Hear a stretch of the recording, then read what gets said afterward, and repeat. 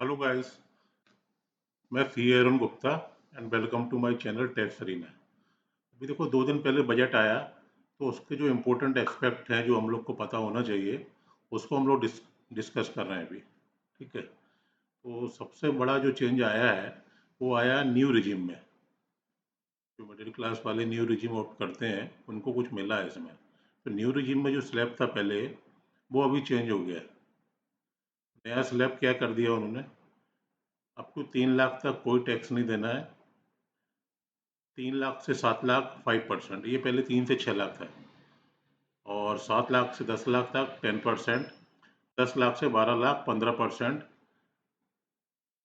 और 12 लाख से 15 लाख तक 20%, और 15 लाख से ऊपर जो भी रहेगा उनको 30%। तो ये स्लैब में थोड़ा सा चेंज किया है, इससे रफली 17,500 समथिंग का कुछ बेनिफिट है। ठीक है, अब न्यू रिजीम में एक और बेनिफिट दिया है। आपको पता होगा स्टैंडर्ड डिडक्शन पहले 50,000 थी, अभी इसको बढ़ा के 75,000 कर दिए स्टैंडर्ड डिडक्शन को। ठीक है, एक और चेंज किया जो एनपीएस का हमने अपने पुराने वीडियो में डिस्कस भी किया था। ठीक है, तो जो नॉन गवर्नमेंट एम्प्लॉयर होते हैं वो अपना कंट्रीब्यूशन कितना, एम्प्लॉय की जो सैलरी है उसका पहले था 10%, अब इसको बढ़ा के कर दिया है 14%। मतलब 14% ऑफ जो सैलरी है बेसिक, उसका कंट्रीब्यूशन एम्प्लॉयर कर सकता है, और वो क्या है, टैक्स फ्री रहेगा in the hand of employee. और एम्प्लॉयर को तो टैक्स डिडक्शन मिल ही जाएगा उसका। तो ये पहले 10 था, अब 14% कर दिया, 14%। लेकिन ये हुआ न्यू रिजिम में। मतलब ये 3 चेंजेस बताए हैं ना, ऊपर जो स्लैब चेंज हुआ, स्टैंडर्ड डिडक्शन 75,000 हुआ, 10% से 14% हुआ, contribution to NPS by the employer, non government employer, ये तीनों हुए न्यू रिजिम पे। ठीक है, अब एक और जो इम्पोर्टेंट चेंज किया फाइनेंस मिनिस्टर जी ने, क्या किया, कैपिटल गेन जो था पहले, लॉन्ग टर्म कैपिटल गेन है, शॉर्ट टर्म, उसको थोड़ा सा उसको रेशनलाइज किया है। रेशनलाइज इन द सेंस कि ईजी भी किया है उसको। पहले हम लोग क्या डेफिनेशन जो लॉन्ग टर्म और शॉर्ट टर्म की थी ना, उसमें क्या 12 महीने, 24 महीने, 36 महीने रहते थे। ठीक है, तो अब उन्होंने क्या कर दिया, 36 महीने वाला सिस्टम ही खत्म कर दिया, 12 महीने या 24 महीने।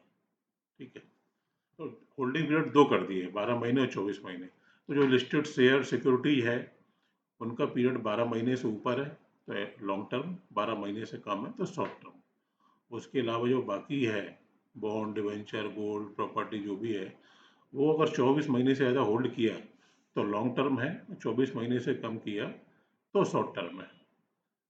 पहले इसमें 36 महीने भी था, लेकिन अब वो खत्म हो गया, तो ये अब सीधे दो रह गए, 12 और 24 महीने। ठीक है, रेट में भी थोड़ा सा चेंज किया। लॉन्ग टर्म कैपिटल गेन जो सेक्शन 112A में था पहले 10% था, अभी इसको कर दिया 12.5%। और short term capital gain tax rate जो 11A में था वो था 15%, वो सीधा कर दिया अभी उठा के 20%। ठीक है, लेकिन इसके साथ उन्होंने क्या किया, लॉन्ग टर्म कैपिटल गेन में जो पहले एग्जेम्पशन होता था ना 1 लाख तक का, उसको भी बढ़ा दिया, वो हो गया 1,25,000 का। तो 1,25,000 तक लॉन्ग टर्म कैपिटल गेन है तो उस पर टैक्स नहीं देना है, और अगर उससे ऊपर जाता है तो टैक्स रेट 10% से 12.5 कर दिया। बट अभी इन्होंने क्या किया कि पहले जो था ना कि 10% है प्रॉपर्टी और कुछ लॉन्ग टर्म एसेट्स पे 20% था, इंडेक्सेशन लेते थे, वो सब सब खत्म कर दिया उठा के। इंडेक्सेशन खत्म, आपने प्रॉपर्टी या लॉन्ग टर्म कुछ भी बेचा है, 12.5% टैक्स रेट लगेगा, और ये एप्लीकेबल हो गया बजट की डेट से ही, 23 जुलाई से ही एप्लीकेबल हो गया ये तो। ठीक है, तो ये इन्होंने लॉन्ग कैपिटल गेन में रेशनलाइज करने की कोशिश की और ठीक भी है। बट बोलते कि रेट 20 से 12.5 करा, बट वो इंडेक्सेशन भी खत्म कर दिया वहाँ पे।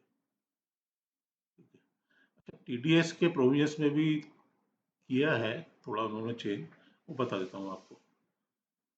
सेक्शन 194D, 94DA, GH, ये कमीशन वाले जो सेक्शन थे, 194M परचेज वाला था जो कंस्ट्रक्शन का था, कॉन्ट्रैक्टर वाला, इनमें जो टीडीएस का रेट था पहले 5% था, अब सभी में उसको 2% कर दिया। ठीक है, तो ये याद रखना 194D, 194DA, 94G, H, IB और M में ये प्रपोज किया उन्होंने 5% से 2%, तो ये प्रपोज रेट हो गया। अच्छा, 194 वो था ई कॉमर्स ऑपरेटर वाला। ई कॉमर्स ऑपरेटर अगर पार्टिसिपेंट को पेमेंट करता है तो 1% TDS काटते थे पहले, इसको अब कर दिया उन्होंने 0.1%। इवन हमने भी अपने पुराने वीडियो में 1% ही बोला, बट वो तो बजट के पहले का था। तो ये रेट नया हो गया अभी 0.1%। ऐसे भी याद कर लो 0.1% 194 क्यू में भी है। तो ओवर क्यू ओ और सेक्शन ओ और क्यू में सेम रेट हो गया अभी। हाँ, सेक्शन 194F ये तो खत्म ही कर दिया। ये ट्रस्ट और म्यूचुअल फंड को सेट खुद की यूनिट परचेज करते थे और TDS लगता था, तो ये सेक्शन 194 खत्म ही कर दिया इन्होंने। ठीक है। अच्छा, एक इक्विलाइजेशन लेवी का पता होगा, 2% इक्विलाइजेशन लेवी लगाते थे।